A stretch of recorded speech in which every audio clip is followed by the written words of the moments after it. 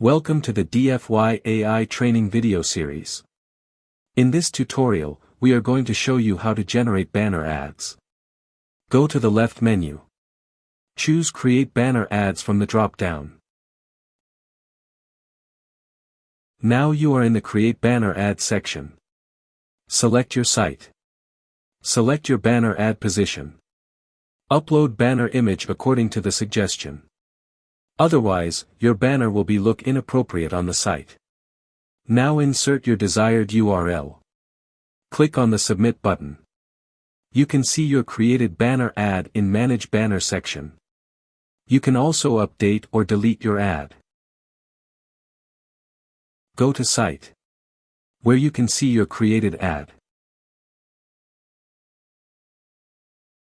When you click on the ad, it will redirect you to the URL you insert in the banner. Thanks for watching the video.